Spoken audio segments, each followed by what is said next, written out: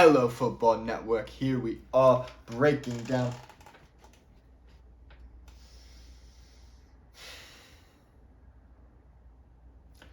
Hello, Gooner Network. Here we are breaking down Arsenal's preseason friendly against Everton in Baltimore. I was actually at that game. It was really good. All around, there's a lot of positives to take. The second half was dreadful. I think everybody who watched that match will tell you the second half was absolutely awful. I heard a few people online saying that they fell asleep. People who were watching it say that they fell asleep. I was in the stadium and I almost fell asleep. So I understand. It was very, it was not good to watch. Let's put it like that. On both sides, it wasn't like anybody was particularly bad or good. There were a few standout players from that second half, Eddie Nketiah and Ruell Walters, who we'll get to in a minute, looked good as well.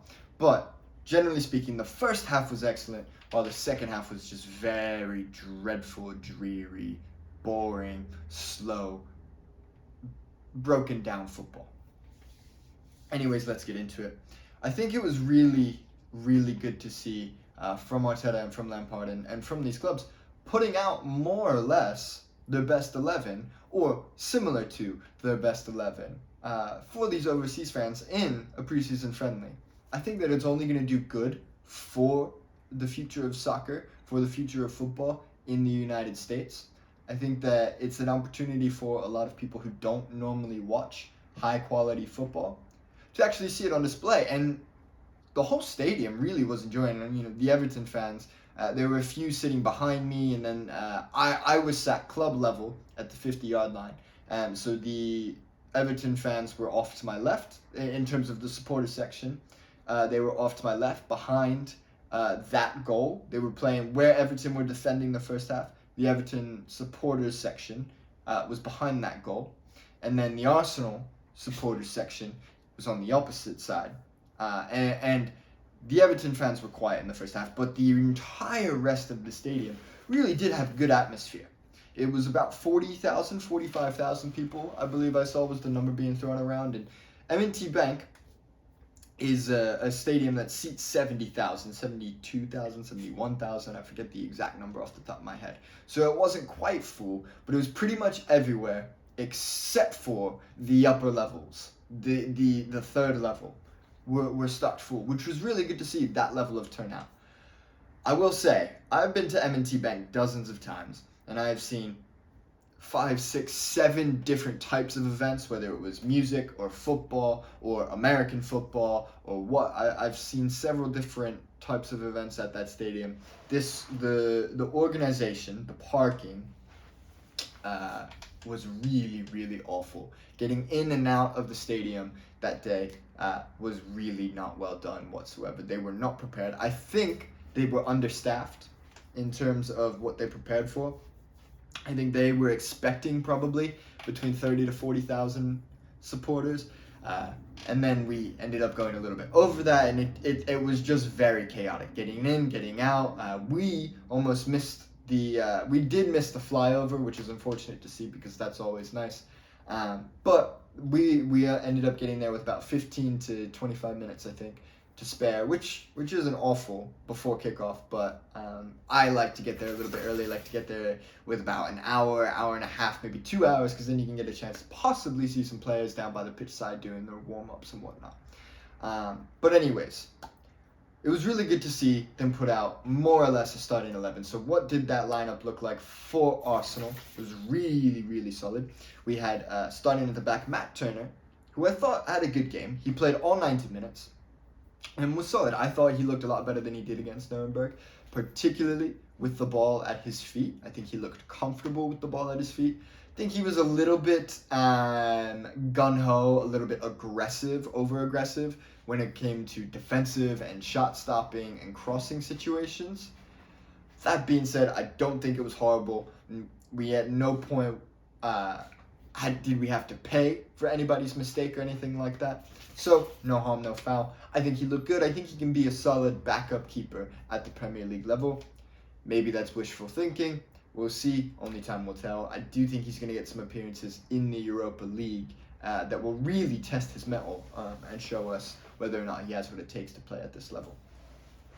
The back line was Cedric Suarez on the right, William Saliba making a debut at right centre half, and then Gabriel at left centre half, and Nuno Tavares at left back. I think generally speaking, the backline played very well. I think the two standouts of this were the two senior players here, Cedric Suarez and Gabriel.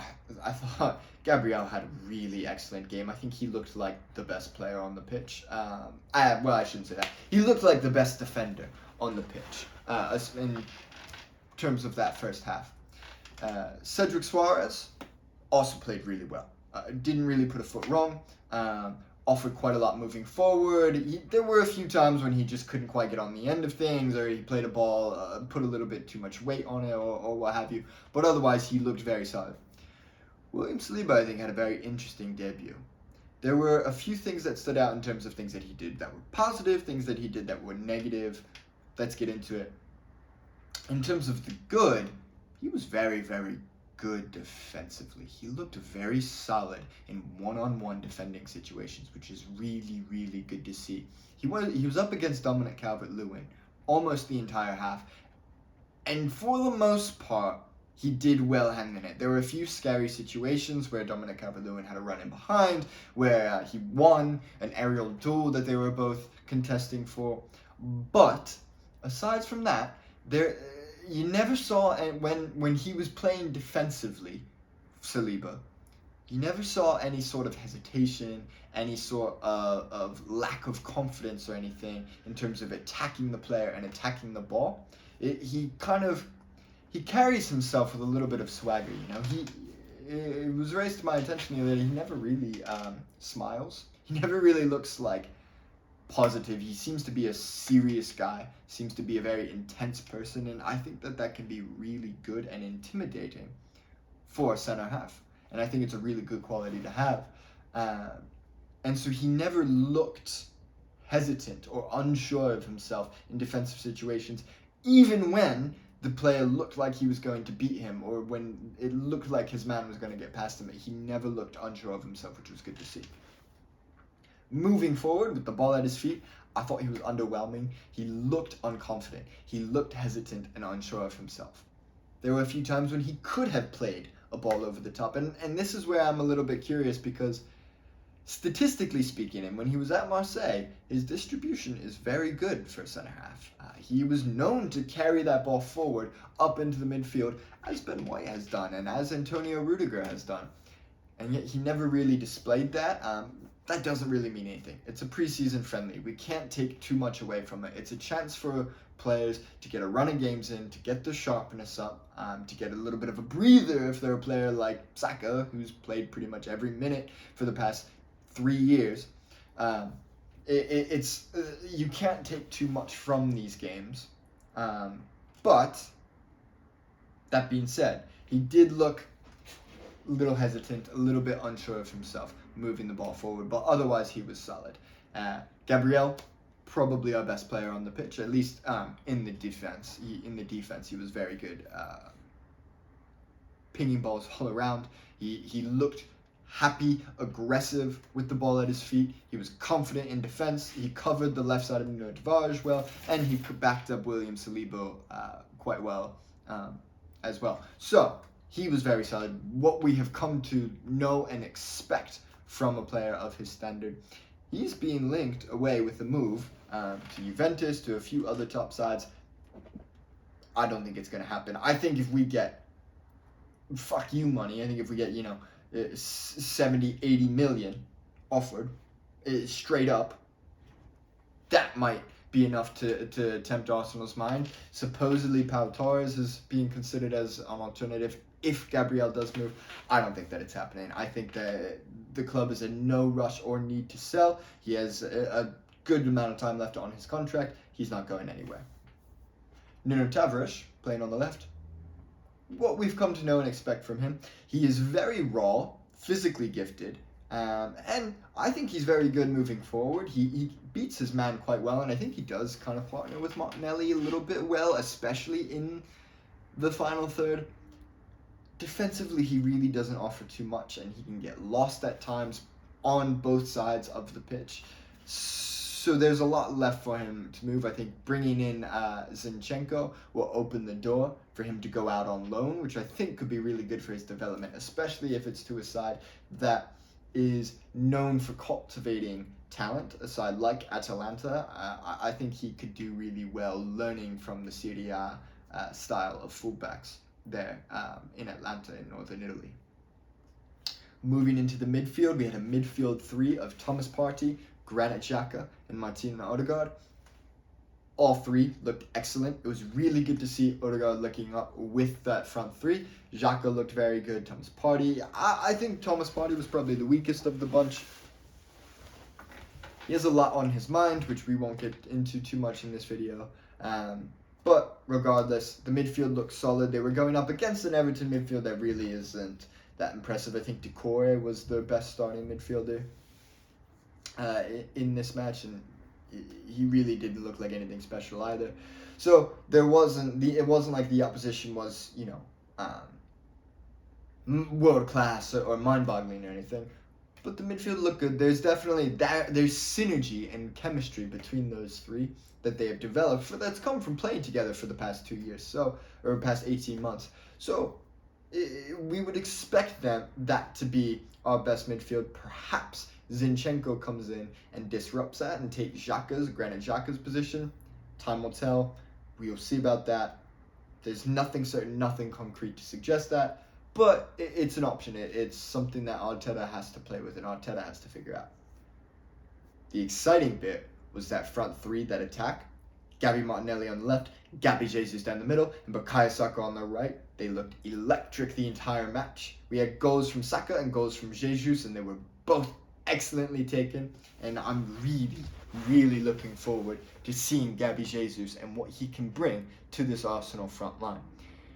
Last year, we had Alex Lacazette, who had 4 goals in the Premier League. We don't need Jesus to come in and be a 25-goal striker. We don't need him to come in and challenge Salah and Son for the Golden Boot. We need him to get 15 goals. We need him to get 15 to 20 goal contributions in the Premier League. And I think that he can do that and could potentially do more depending on how well the players around him can play and how well the team can support him.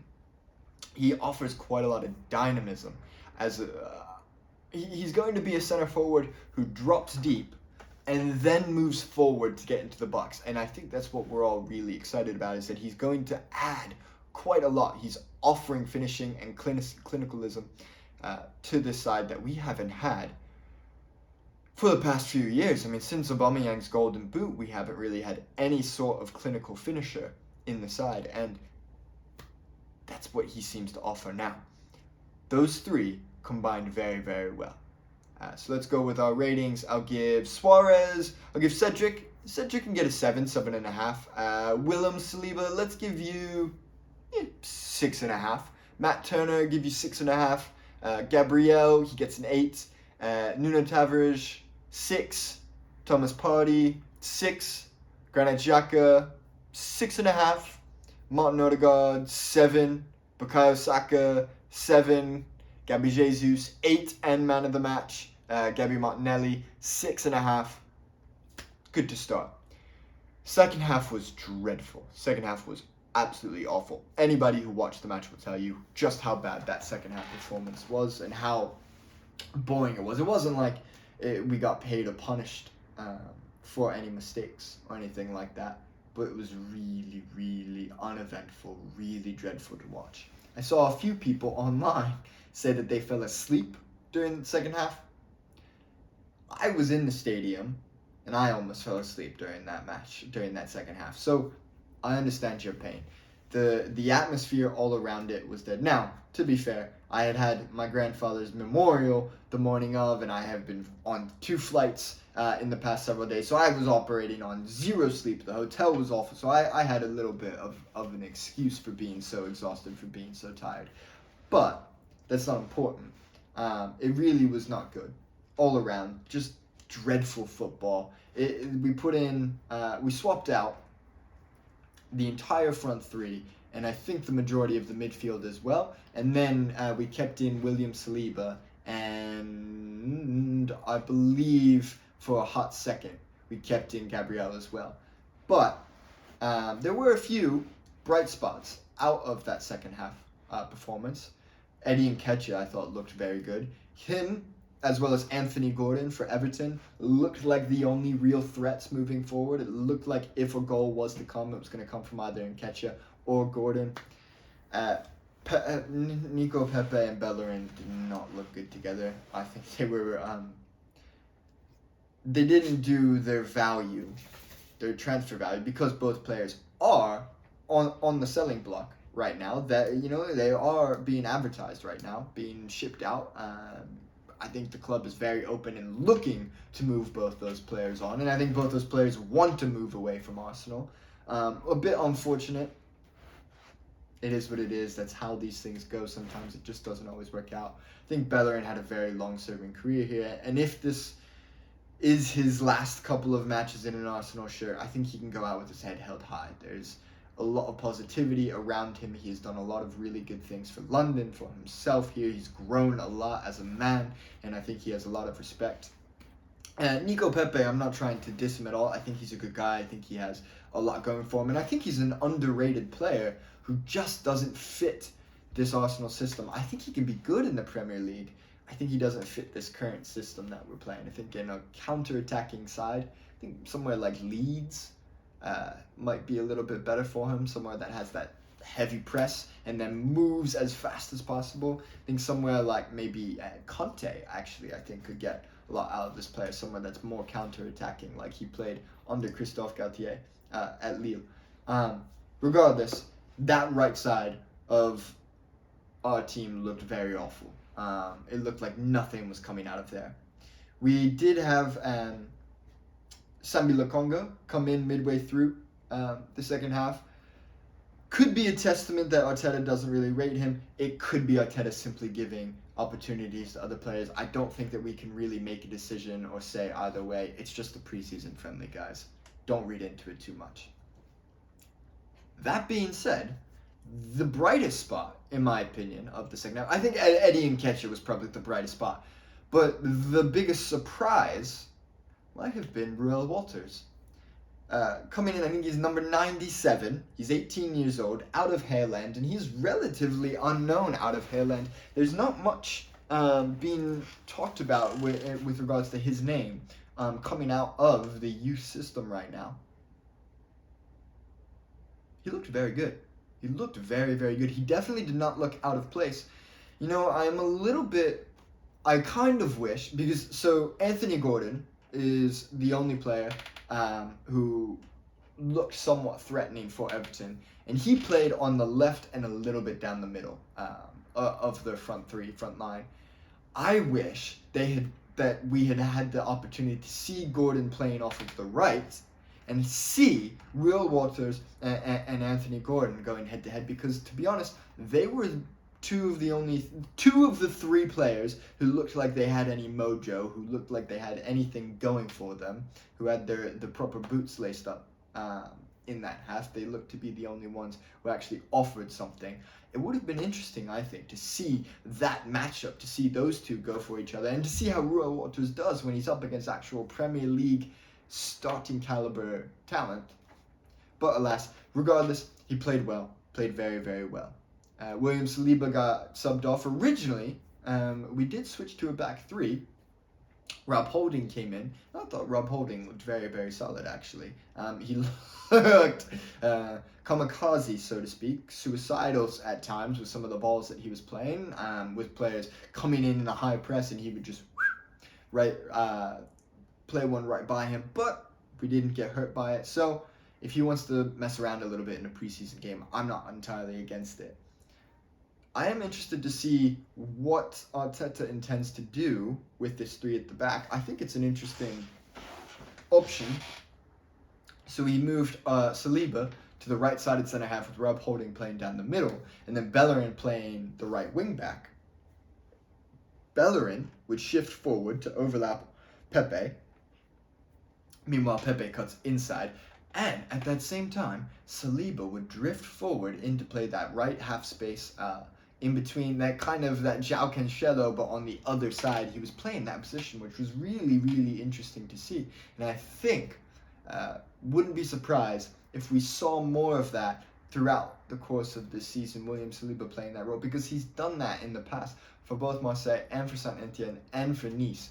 So I wouldn't be surprised if we see him playing that right back, right center back hybrid, kind of like Reece James plays sometimes for Chelsea. I think it's well suited to what he offers in terms of his distribution and moving forward. So it could be a really, really interesting role. Trent plays that position. That's not a three at the back, but Trent plays that position in terms of where he is on the pitch for Liverpool. I don't think that what they would be asked to do would be the same, but that's the position that William Saliba was moving forward and getting into.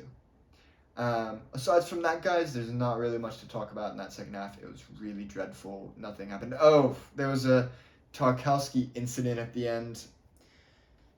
This buffoon sits there and forgets it's a preseason friendly. He goes, I don't understand this. There were a few moments where Everton players tried to pick fights, and it was always with players who are like the biggest players on the pitch. They're going and picking fights with Gabriel and with Saliba. Why would you do that?